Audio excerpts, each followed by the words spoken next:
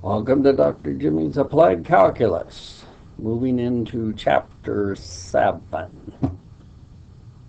And so we're going to revisit something we did back in Chapter 2. And those are integrals. But I've changed the adjective here.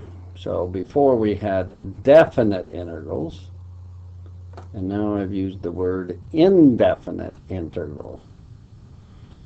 So definite integral was we were finding a sum or sum of products that the total was a specific value. So very definite value. Indefinite integral is sort of a precursor to a definite integral in a way. We're going to let the sum be variable depending on other things, so it becomes indefinite. And we'll see how that works, but the indefinite integral will be essentially a function of something instead of an exact value. And so we get the definite from the indefinite by evaluating that particular function. And then I have the word here antiderivative. So I have integral. We've visited it before. Interpretation that comes from when we need totals or sums, and derivatives where we need differences and ratios. So differences and division, integral was products and sums.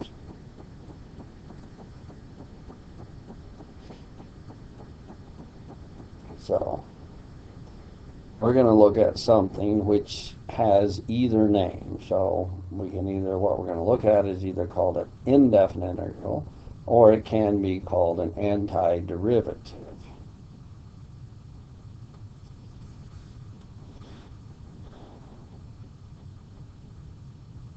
So let's go back, and we had our definite integral, something a to b.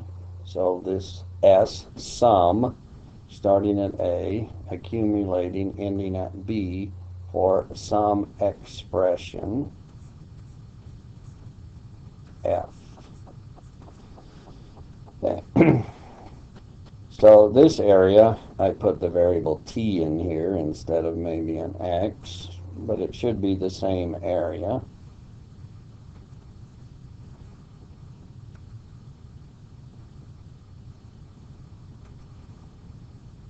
And so we have some curve.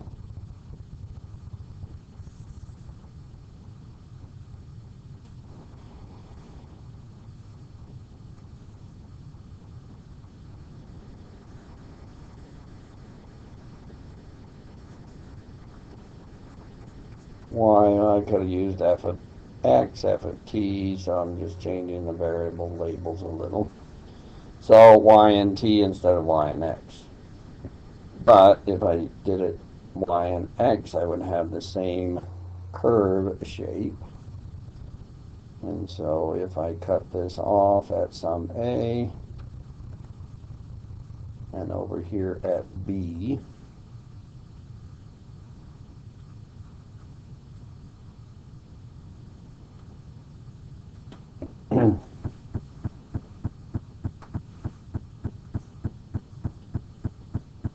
then I have this is this total area.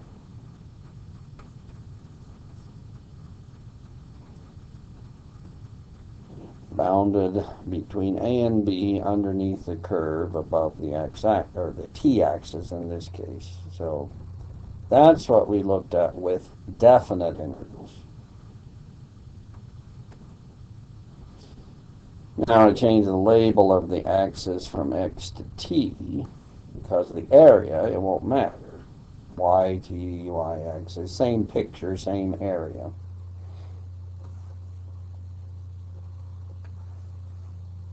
And I'm going to introduce x back into the situation.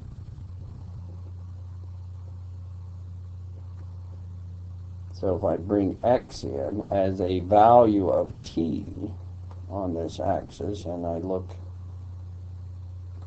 at my picture, then I could take the definite integral from a to x f of t dt.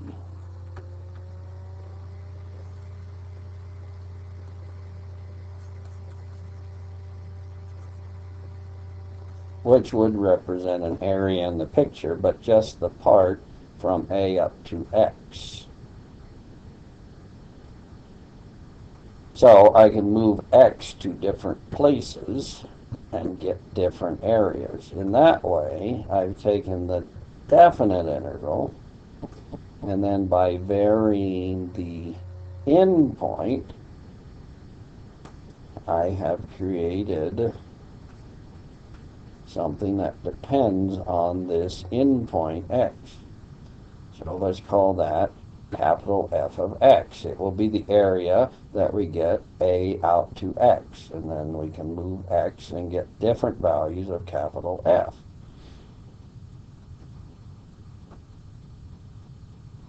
So what I've created is an indefinite integral.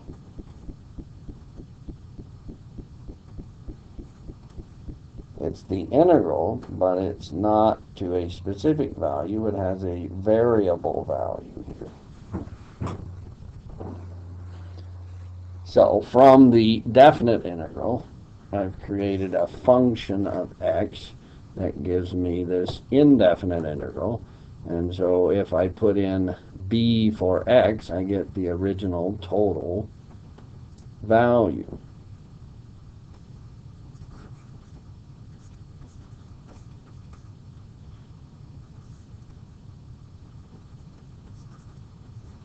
So that's my original integral a to b. That particular definite integral is actually capital F of b now. Now notice that f of a is the sum from a to a, so we don't go very far, and we end up at 0 in this set.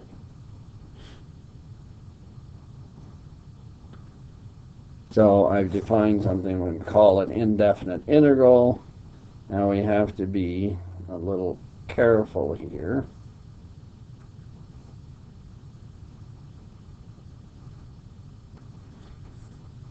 Because I could have done this relative to a different a. So I can move a around and define capital F again in terms of the same curve.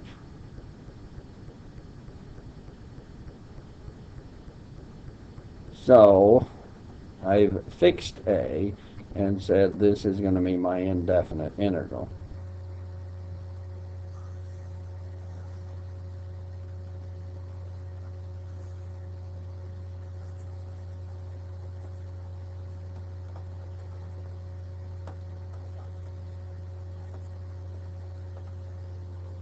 So the exact indefinite integral I'm coming up with, capital F of x, depends on where I start with a.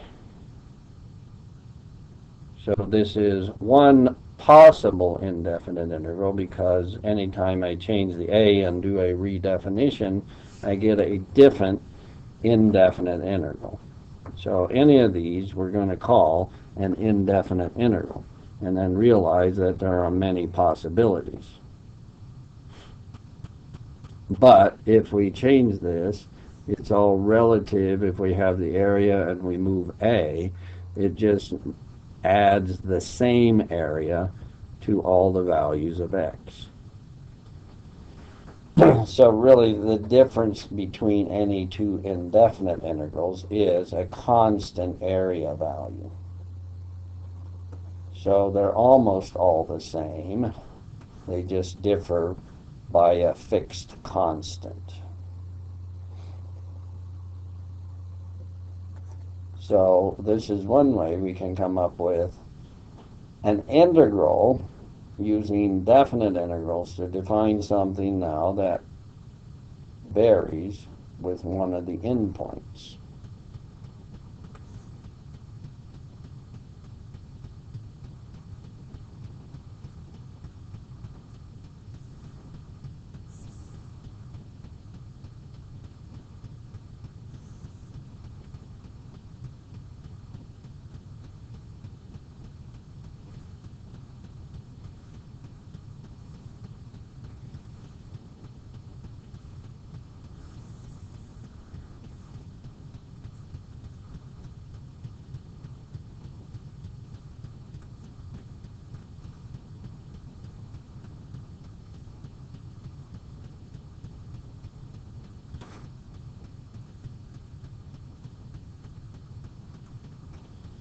Now, let's look at this setting.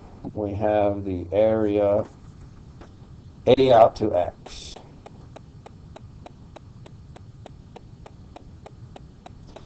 And we said that's the definite integral from A to X.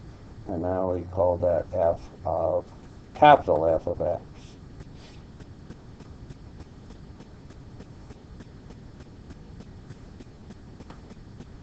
Now, I'm going to take X, make a change in X. So when I worked with derivatives, I said instead of using delta X, it's kind of nice to use an H as a single symbol for that. So I'll do that here. This just represents a change in X. So that would move us from X to X plus H.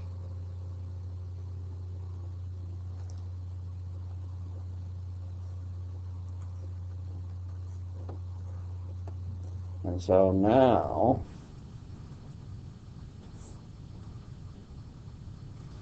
I get area from A out to X plus H, which would be capital F evaluated at X plus H.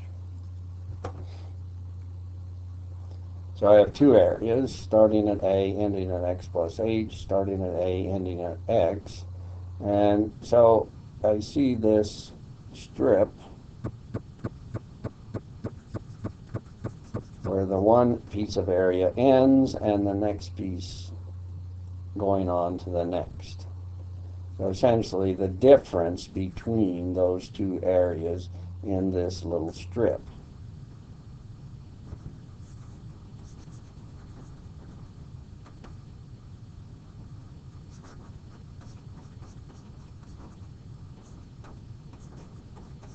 And so in terms of capital F, that's capital F of X plus H minus capital F of X. Represents the area in that strip between X and X plus H. Now,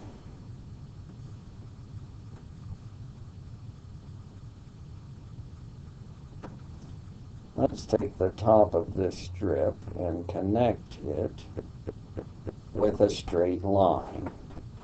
So a good approximation is to take straight line edges here, point to point on this strip as an estimate of the area.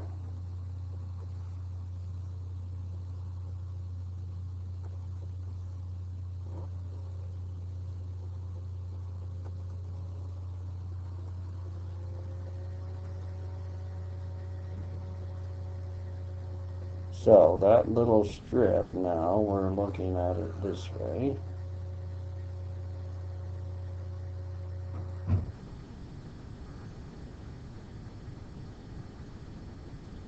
And so the curve did go from point to point at the top, but now we're connecting it directly with a straight line.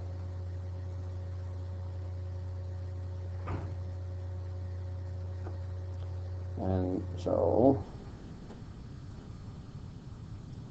the width along the bottom of the strip was X to X plus H, so that is H wide. The value of T at the two ends were X and X plus H, so this height was how high on the curve.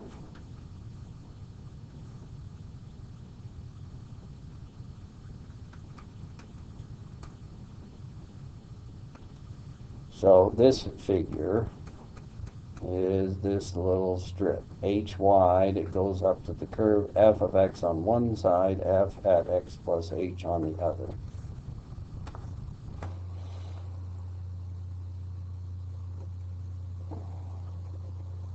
But this figure now, this estimating piece of area is a trapezoid.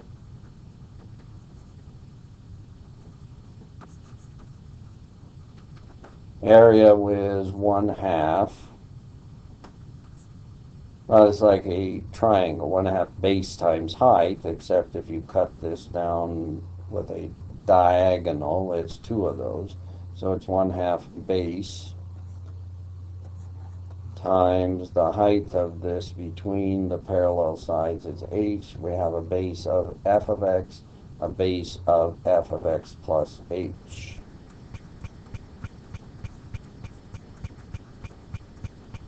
So that's the area of this trapezoid, which is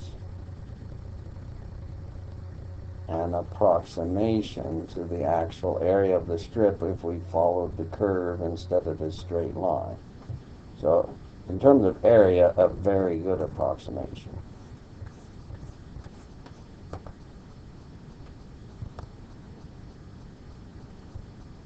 So what we have at this point is the area that we've written as the difference in capital F at x and x plus h is very well approximated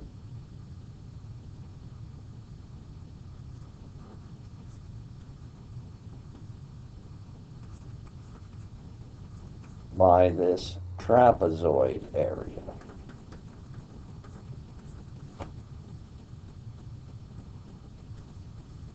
And now if I divide by my change in x, or the h,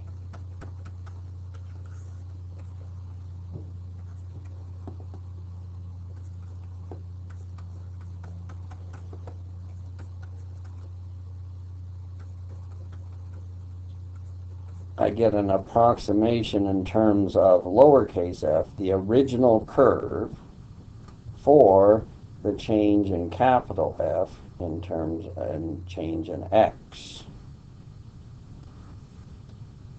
So if I look at limits of these creatures, limit of this left side is, by definition, the derivative.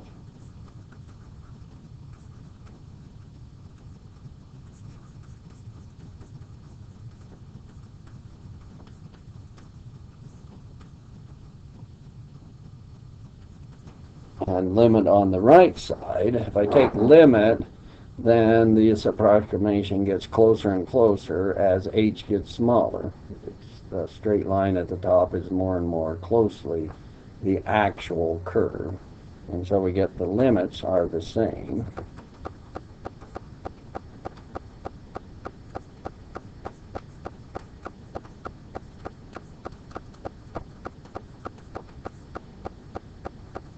But now if I take the limit as h goes to 0, I get 1/2 f of x plus f of x. Or 2f of x is divided by 2. And so we get this maybe somewhat surprising result of the creature I called the indefinite integral. So this capital F, defined in terms of definite integrals of lowercase f, turns out to also have this derivative relationship.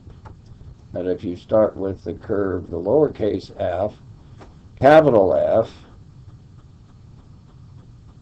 its derivative would have been the original function.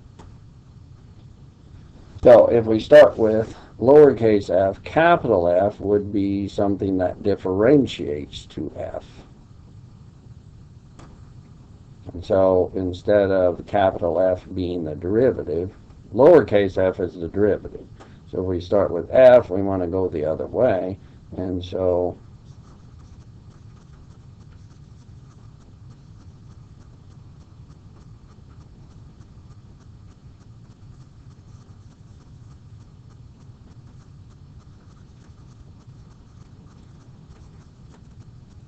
capital F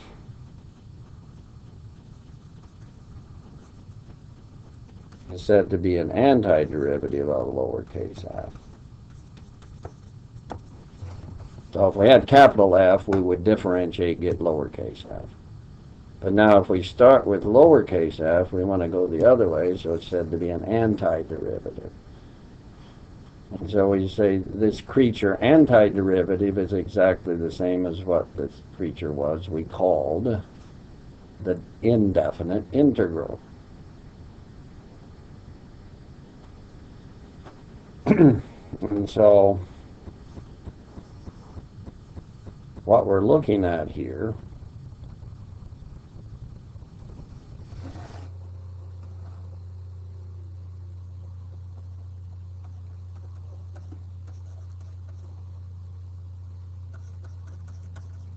if we have an antiderivative, then the definite integral from a to b of lowercase x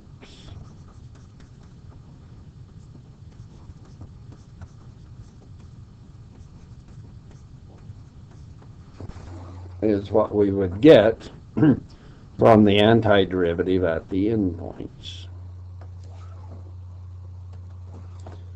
So the particular antiderivative I got from integrating a to x will work, but we can move this. So in the case the one particular antiderivative or indefinite integral, capital F I used, f of a was 0.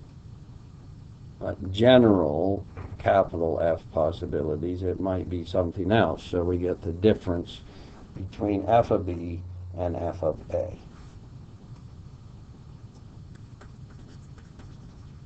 So what we've discovered is the fundamental theorem of calculus.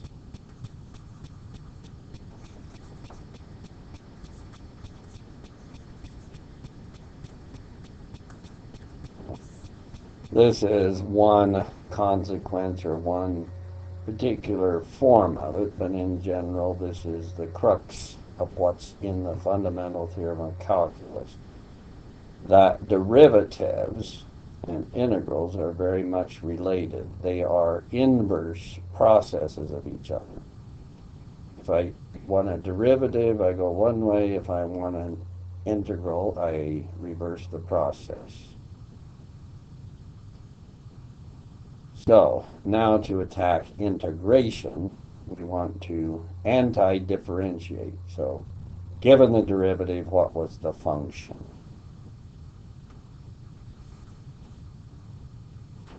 And so one thing, some things that are true of basic pieces, we can reverse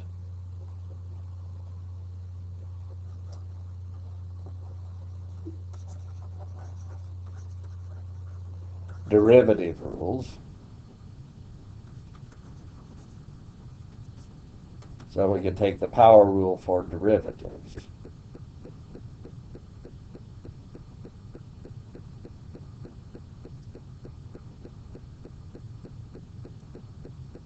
So the derivative of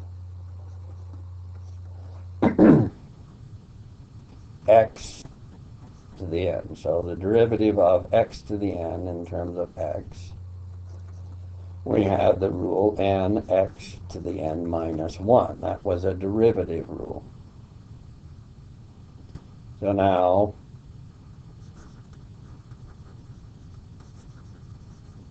it also represents a power rule for integrals. So I'll reverse the process. So start with the left side as the right side and vice versa. So we'll have integral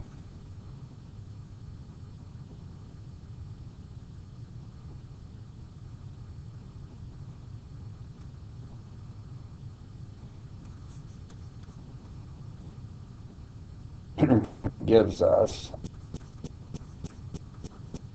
the left side without the derivative.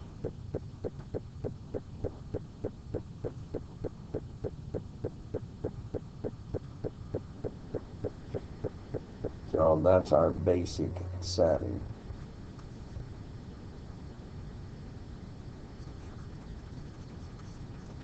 And so now we're going to use, for the antiderivative, I've left off the endpoints. So as a function of x, we'll leave that off and just say here's an expression that works. If I differentiate x to the n, I would have gotten nx to the n minus 1. So if I integrate, it goes the other way. Now, with indefinite integrals, we discovered before that there's more than one possibility, but it's just the difference of a constant. If we look at it in terms of derivatives, the derivative of x to the n plus a constant is exactly the same as x to the n. So in all of these antiderivatives, or indefinite integrals, we always have an unknown constant term that we have to indicate. And usually that's with a plus c for constant. Now, this particular power rule we might rewrite. So on the left side, instead of starting with exponent n minus 1, let's call it m. So that means every n becomes m plus 1. And then this coefficient n on the left side divide through. So dividing a constant by another constant m plus 1 is still a constant. So the constant term we use as a placeholder for any constant, not a particular c at the moment. So c divided by m plus 1, all just a constant, so I relabel it c. So here's our basic power rule for integrals.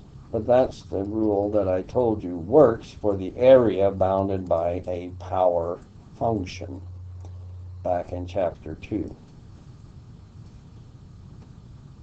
Actually, this only works if m is not minus 1. In that case, so we can't divide through by m plus 1, but that would have been the integral of 0 to start with, so it wouldn't quite work out. But we do know the case of antiderivative for x to the n minus 1, because when we differentiate the natural log, we get 1 over x. So there's another rule. Again, I gave you that one back in chapter 2, but now we see, it's just reversing a derivative rule. And the other really basic set of rules were, we had powers, we had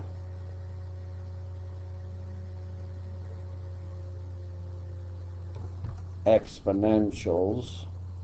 Exponential, the derivative of the exponential is the exponential. So derivative of b to the x will be b to the x.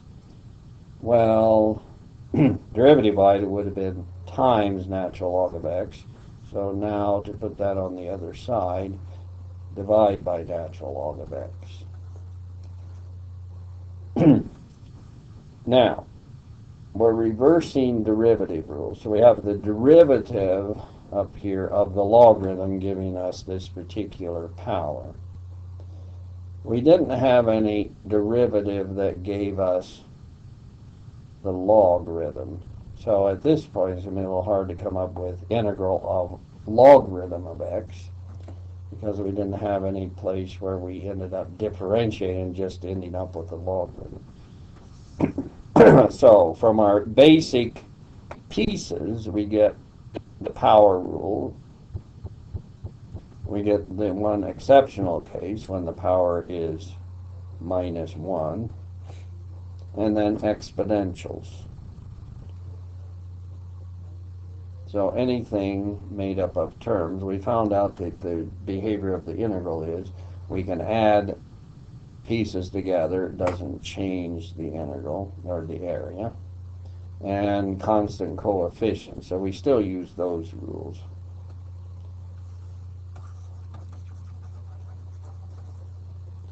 So a few examples, if we had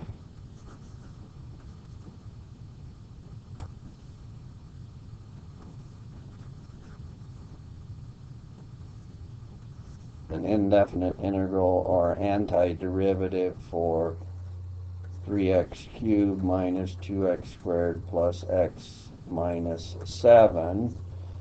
We know we can do that term by term, so we would get an antiderivative for x cubed with a coefficient of 3, antiderivative of x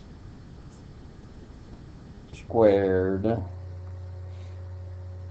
coefficient minus 2, antiderivative of x, and then where did minus 7 come from? It's the derivative of minus 7x. So there's a basic function whose derivative is the given integrand in the integral. And then, but if we put any particular constant at the end, it's still the same derivative.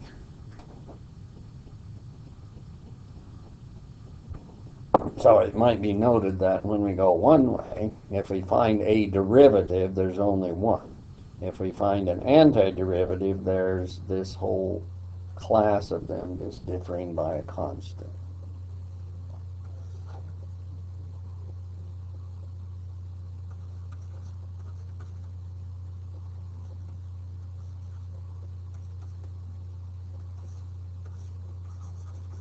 Another example, what's the integral of 4 over x minus 3 to the x? Again, break it up into terms with coefficients. If we have 1 over x, that's that particular power that comes from derivative of the natural log. The exponential comes from the exponential, just like the derivative, but now instead of multiplying by the natural log of the base, divide. So, most of the rules we're using here, we used in Chapter 2 for definite integrals. Now, we're just finding the function of x, calling it an indefinite integral, use the same integral sum symbol, but without endpoints.